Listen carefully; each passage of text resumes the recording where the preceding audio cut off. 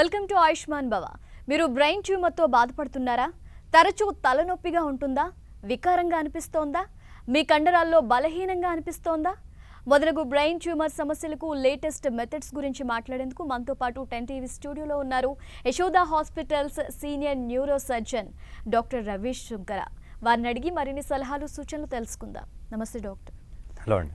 ముందుగా అసలు brain tumours అంటే ఏంటి, ఎన్ని టైప్స్ ఉంటుందంటారు? సో బ్రెయిన్ ట్యూమర్స్ అంటే మెదడులో కణితులు అవి రెండు రకాలండి. ఒకటేమో ప్రైమరీ బ్రెయిన్ ట్యూమర్స్ అంటాము, రెండోది సెకండరీ బ్రెయిన్ ట్యూమర్స్ అంటాము. సెకండరీ బ్రెయిన్ ట్యూమర్స్ అంటే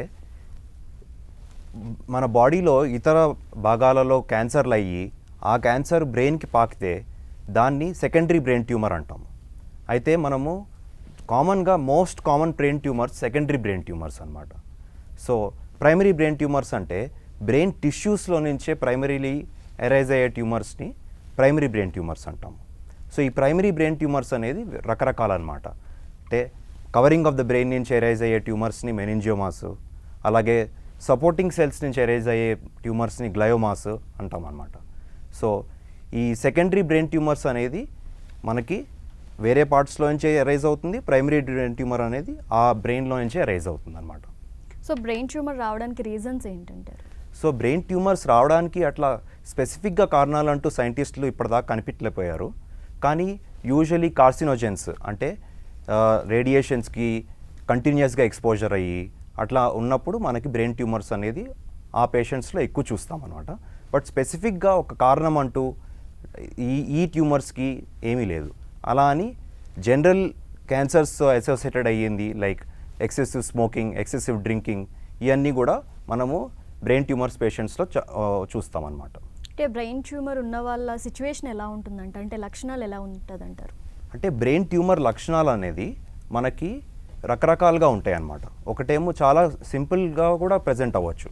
పేషెంట్స్ చాలా రోజుల నుంచి హెడేక్స్ తోటి బాధపడవచ్చు. అంటే మనం హెడేక్ ఉంటే బ్రెయిన్ ట్యూమరే ఉంటుంది అనేది ఎప్పుడు అలా కాదు. ఇప్పుడు హెడేక్స్ ఉండి చాలా సంవత్సరాల నుంచి హెడేక్స్ ఉండి ఆ హెడేక్స్ మెల్లమెల్లగా తరచూ పెరుగుతా పోయి దానికి మెడిసిన్స్ వేసుకున్నా కానీ తగ్గకపోతే అప్పుడు బ్రెయిన్ ట్యూమర్ ఉంది అని ఒక సంకోచన ఉండొచ్చు మనకి. అట్లాంటప్పుడు మన దగ్గరికి వచ్చి టెస్ట్లు అవి చేయించుకుని బ్రెయిన్ ట్యూమర్ ఉందా లేదా అని కనుక్కోవాలి. అలాగే కొన్ని రేజ్డ్ ఐసీపీ ఫీచర్స్ అంటాం అనమాట. అంటే మన బ్రెయిన్ అనేది it is in close structure called skull. So ఈ స్కల్లో ఉండే అనేది ఒక close structure. So anything that is not a part of the brain when it starts growing అది ప్రెషర్ అనేది పెరిగిపోతుంది అనమాట. So these are called raised ICP features.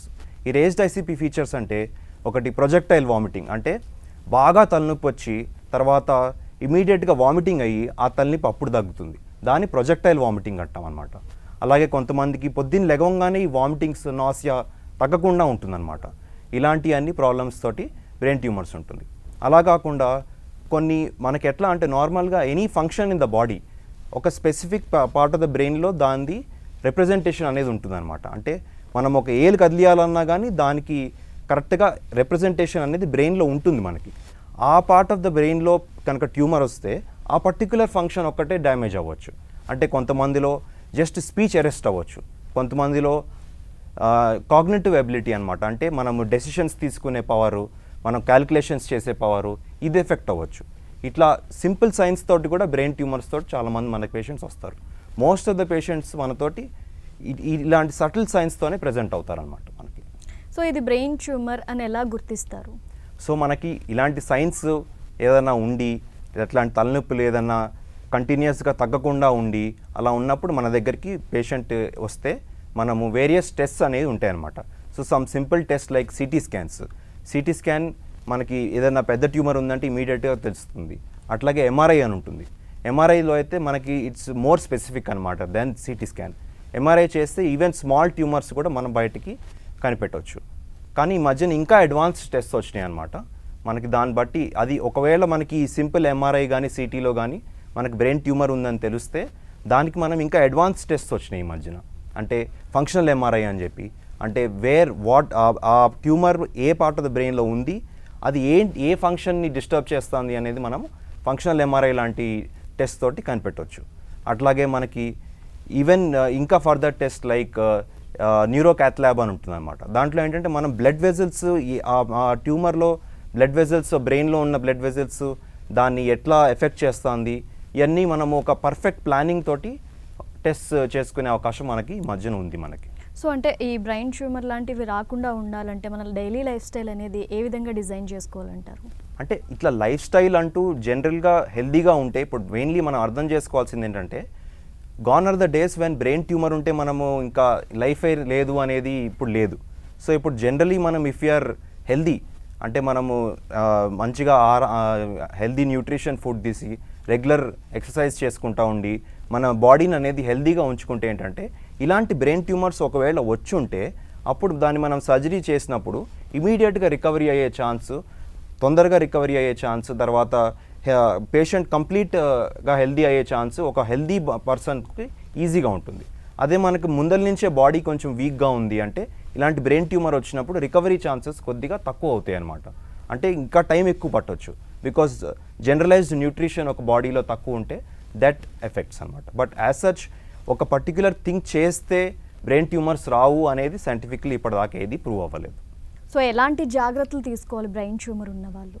So brain tumour ఒకసారి డయాగ్నోస్ అయ్యింది అంటే first and foremost most important thing is early diagnosis and prompt treatment అనమాట. అంటే మనం దాన్ని వేరే కారణాల వల్ల ఏదో ఫైనాన్షియల్ రీజన్స్ వల్ల దాన్ని డిలే చేయకూడదు. ఇమీడియట్లీ దానికోసం ట్రీట్మెంట్ అనేది తీసుకుంటే అది సైజ్ పెరిగి బ్రెయిన్ ఫంక్షన్స్ అనేది చాలా ఎఫెక్ట్ చేసే ముందే దానికి ట్రీట్మెంట్ తీసుకుని దాన్ని కంప్లీట్ ట్రీట్మెంట్ అంటే మనం దానికి కావాల్సిన సర్జరీ లేదా దానికి కావాల్సిన రేడియేషన్, కీమోథెరపీ ఏమేమి కావాలో అన్నీ క్రమంగా అన్నీ ఫాలో చేసుకుని తర్వాత ఈ ట్యూమర్ అనేది ట్రీట్మెంట్ పూర్తయినాక హెల్దీ లైఫ్ స్టైల్ అంటే అట్లీస్ట్ బేసిక్ ఎక్సర్సైజెస్ చేసుకుంటా నార్మల్ హెల్దీ లైఫ్ స్టైల్ ఉంటే మనం we can have expect a long life even with after the treatment of brain tumours. So అంటే ఈ బ్రెయిన్ ట్యూమర్కి ట్రీట్మెంట్ అనేది ఏ విధంగా ఉంటుందంటారు? సో బ్రెయిన్ ట్యూమర్ ట్రీట్మెంట్ అనేది basically it is divided into 3 types of treatment. First is surgical treatment. So primarily మనం brain tumour ఒకవేళ వచ్చినప్పుడు most important thing we have to know is biopsy of the tumour అనమాట. So దానికి మనము either stereotactic biopsy అని ఒకటి frame పెట్టి just key hole తోటి మనం ఒక చిన్న brain part of the tumour అన్న తీయాలన్నమాట. సో దాంతో మనకు బయాప్సీ అనేది వస్తుంది. తర్వాత మనము దాన్ని కొన్ని ట్యూమర్స్ ఏంటంటే డైరెక్ట్గా మనము వెళ్ళి దాన్ని సర్జరీ చేయొచ్చు. ఆ సర్జరీ చేసినప్పుడు డిఫరెంట్ ట్యూమర్స్ ఉంటాయి అన్నమాట. అంటే మనకి ఆ ట్యూమర్ని మనం కంప్లీట్గా తీయగలుగుతామా? It's not like other parts of the body where మనము ఒక ట్యూమర్ ఉంది అంటే ఆ ట్యూమర్తో పాటు దానికి చుట్టూతా సేఫ్టీ మార్జిన్లో ఒక ట్యూమర్ తీసే అవకాశం ఉంటుంది, like tumours in other parts of the body like tongue or some other place. But in brain it is not like that. బ్రెయిన్లో ఏమవుతుందంటే ఆ ట్యూమర్ని ఒక్కటే మనం స్పెసిఫిక్గా తీయాల్సి వస్తుంది. ఎందుకంటే regular part of the brain తీస్తే definitely there be some kind of function loss. So this is not accepted at today's era. సో మనం దీనికోసం ఏంటంటే స్పెషల్ దీనికి మన దగ్గర we have special instruments, we have special techniques such as intraoperative MRI and neuro navigation, ఇట్లాంటి మనకి advanced techniques ఉన్నాయన్నమాట మన దగ్గర. సో దీంతో మనము దెర్ ఆర్ మల్టిపుల్ అడ్వాంటేజెస్. ఒకటేంటంటే మేము సర్జరీ చేసేటప్పుడు ఈ స్కల్ని కట్ చేసేది అనేది సైజ్ చాలా తగ్గిపోతుంది అనమాట. సో దీంతో also we are able to find the least invasive route into the tumour. So దీంతో ఏంటంటే దెర్ ఈస్ ఫాస్టర్ రికవరీ. తర్వాత మనకి ఈ ట్యూమర్ అనేది మనకి ఒకసారి బయటకు వచ్చినాక దాన్ని మనం హిస్టోపెథాలజీ అనేది బయాప్సీ రిపోర్ట్ పంపిస్తాము. అలాగే ఈ మధ్యన అడ్వాన్స్డ్ మాలిక్యులర్ స్టడీస్ పంపిస్తాము. ఒకవేళ ఈ రిపోర్ట్స్ వచ్చినాక మనకేంటంటే ఈ రిపోర్ట్స్ తోటి మనము నెక్స్ట్ అదర్ ఆ tumour is it cancerous or is it a benign tumour అనేది మనకి టెస్ట్లో 100% తెలుస్తుంది అనమాట. ఒకసారి తెలిసినాక ఈ టెస్ట్లో మనకు 100% అనేది తెలిసినాక then whether the tumour requires additional chemotherapy or additional radiotherapy అనేది మనకి తర్వాత తెలుస్తుంది. సో దాని ప్రకారంగా మనం ట్యూమర్ బయాప్సీ ప్రకారంగా కీమోథెరపీ, రేడియోథెరపీ అనేది మనము తర్వాత చెప్తాం. జనరల్గా ఈ బ్రెయిన్ ట్యూమర్స్తో బాధపడే వాళ్ళు తొందరగా ఐడెంటిఫై చేసుకున్న వాళ్ళు డాక్టర్ని కన్సల్ట్ అయితే అంటే మెడిసిన్ ద్వారా క్యూర్ అయిపోతుందంటారా? ఖచ్చితంగా సర్జరీ నీడ్ ఉంటుంది అంటే like I said biopsy is the most important thing అండి. వితౌట్ బయాప్సీ అంటే మనకి టెస్ట్ తోటి కొన్ని అడ్వాన్స్ టెస్ట్ తోటి సంథింగ్ లైక్ స్పెక్ట్రోస్కోపీ అంటాము, అట్లాంటి టెస్ట్ తోటి ఓన్లీ ఒక ఇండికేషన్ వస్తుంది that what kind of tumour it is. But biopsy is the 100% thing where we will understand what kind of tumor that is.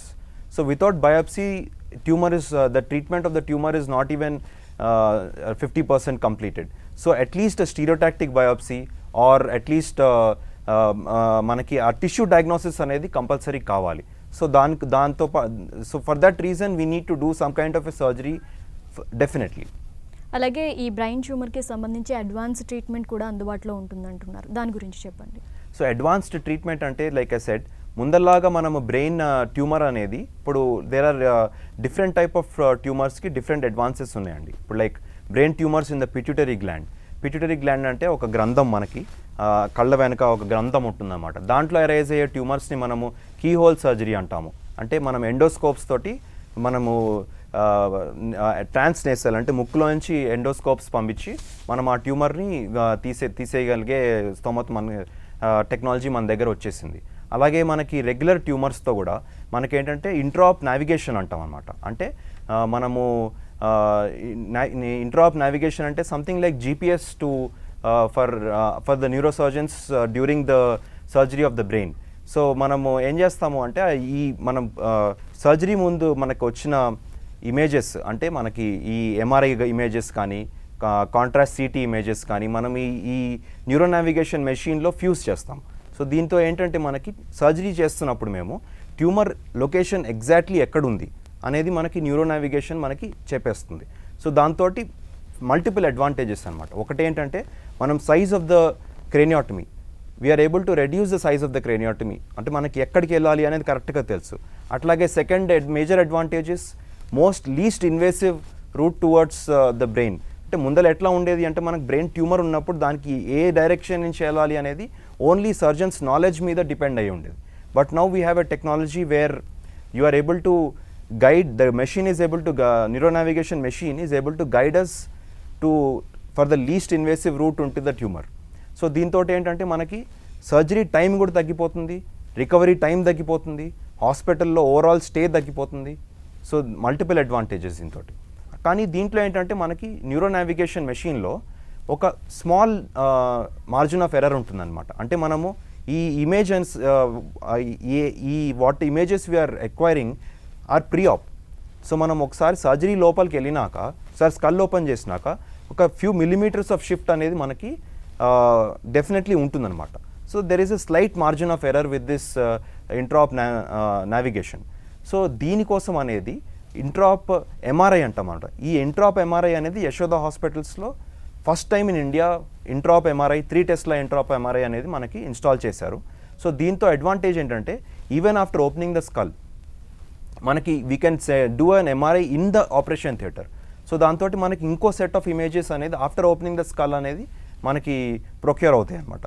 So even ఈ small degree of margin of error అనేది మనకి లేకుండా మనము నావిగేషన్లో మళ్ళీ second set of images use చేసుకుని మళ్ళీ దాన్ని నావిగేషన్ అనేది మనము యూజ్ చేసి సర్జరీ చేయొచ్చు.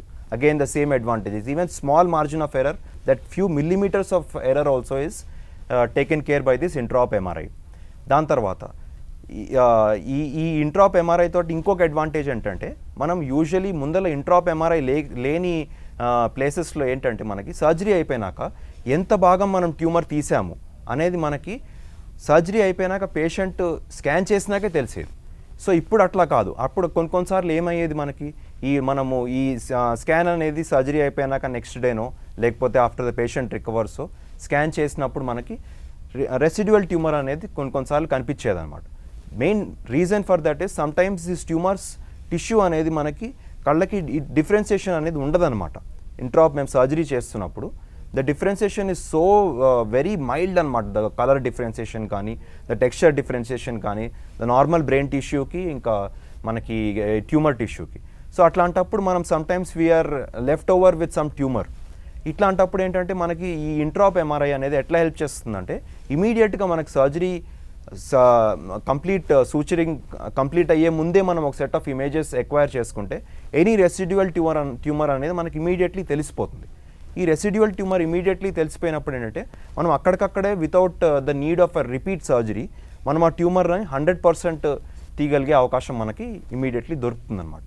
సో అలాగే ఈ అడ్వాన్స్ ట్రీట్మెంట్ వల్ల పేషెంట్కి ఉండే బెనిఫిట్స్ ఏంటంటే రికవరీ పీరియడ్ అనేది ఏ విధంగా ఉంటుంది?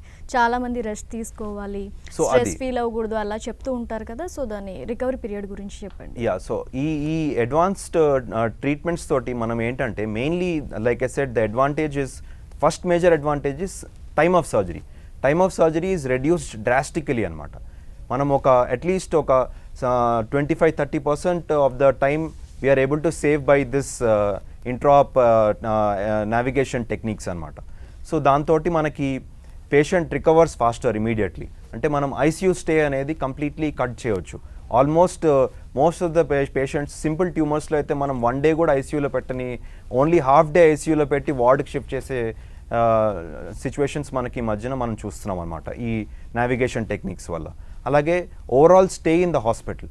So overall stay in the hospital అనేది మనకి వితిన్ 4 days 3 days మనం పేషెంట్ని డిశ్చార్జ్ చేయగలుగుతున్నాం some of the ట్యూమర్స్లో.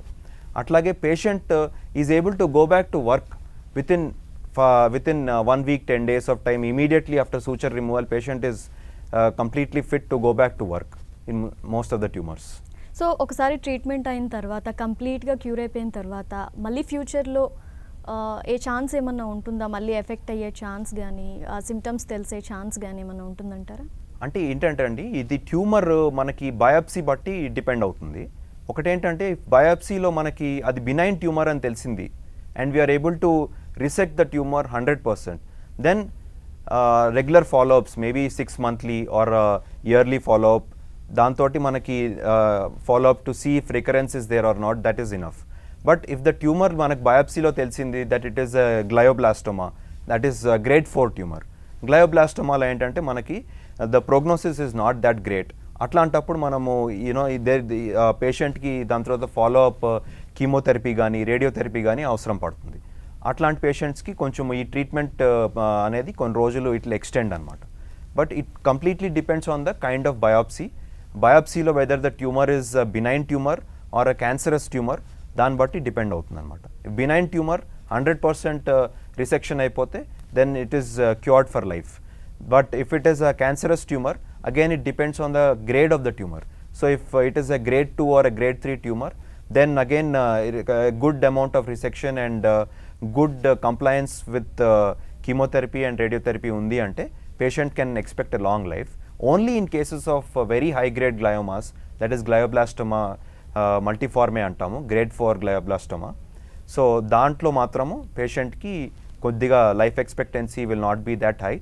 But even in those tumors, if the patient is strong to accept chemotherapy and radiotherapy, then patient can expect a quite decent life these days.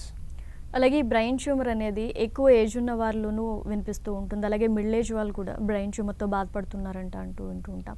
యంగర్స్లో కూడా వింటూ ఉంటాం. So దీనికి age related అంటూ ఉంటుందంటారా? ఎవరికైనా వచ్చే chance ఉందంటారా? అంటే బ్రెయిన్ ట్యూమర్స్ ఎట్లా అంటే అమ్మ మనకి బ్రెయిన్ ట్యూమర్స్ డిఫరెంట్ ఏజ్ గ్రూప్స్లో డిఫరెంట్ బ్రెయిన్ ట్యూమర్స్ అనేది చూస్తాం అనమాట. కొన్ని brain tumours are specific in children, like posterior fossa tumours అంటాం అనమాట.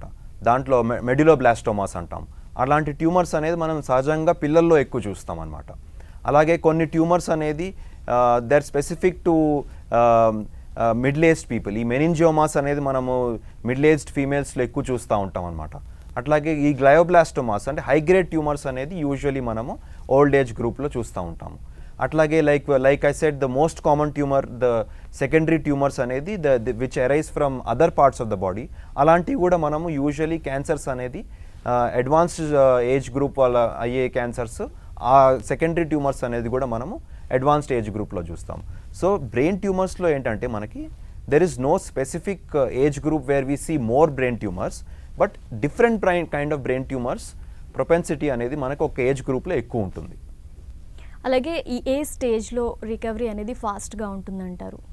So like I said early diagnosis and prompt treatment, these are the keys to any successful brain tumor treatment. So manaki stage anedi plays a very important role.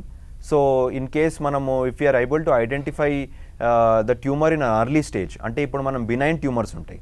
Benign tumors lo entante manaki size, manam if we are able to identify the tumor when it is in a small size and causing only minimal deficits, then patient anedi 100% recovery ayye chance untundi.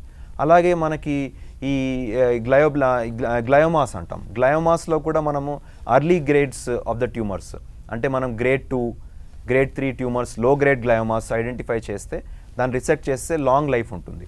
Unfortunately చాలామంది patients ఇట్లాంటి tumours అనేది neglect చేసుకుంటా అది size బాగా పెరిగిపోయినప్పుడు మన దగ్గరికి వచ్చినప్పుడు already pre existing deficits తోటి వచ్చినప్పుడు that time we are not able to give a complete recovery to the patient. నేను అది అడగబోతున్నానండి, నెగ్లెక్ట్ చేస్తే ఎలాంటి ప్రమాద స్థాయి వరకు వెళ్ళే ఛాన్సెస్ ఉంటాయంటారు? అంటే లైక్ ఇప్పుడు మనం అర్థం చేసుకోవాల్సింది ఏంటంటే బ్రెయిన్ ఫంక్షన్ అనేది మనము there are 2 types of function loss in brain tumours. ఒకటేంటంటే ప్రెషర్ సిమ్టమ్స్తో ఫంక్షన్ లాస్ అయ్యేది, అంటే ట్యూమర్ పెరిగి ఆ నార్మల్ బ్రెయిన్ని మనం పుష్ చేసి ఈ ట్యూమర్ అనేది అది ఆ ఫంక్షన్ లాస్ వచ్చే అది రికవర్ అవుతుంది. కానీ అదే కనుక మనం ఆ ట్యూమర్ అనేది అలాగే నెగ్లెక్ట్ చేసుకుంటా ఆ ఫంక్షన్ లాస్ని పర్మనెంట్గా అయిపోయే ఛాన్స్ కూడా ఉంటుంది. So early diagnosis is the most important key అండి. అలాగే రీసెంట్గా మీరు చూసిన పేషెంట్స్లో ఏ స్టేజ్లో వాళ్ళు సఫర్ అవుతూ ఉండడం మీరు చూసారు? అంటే యూజువలీ అన్ఫార్చునేట్లీ మనకి ఇండియన్ సినారియోలో చాలామంది due to financial reasons Indian సినారియోలో we see a very advanced stages. అదే ఇంటర్నేషనల్లీ అంటే మనకి చూసింది ఏంటంటే మనము యూజువలీ ఈవెన్ స్మాల్ సిమ్టమ్స్ది కూడా మనము patients come forward, get diagnosed early and they get treated.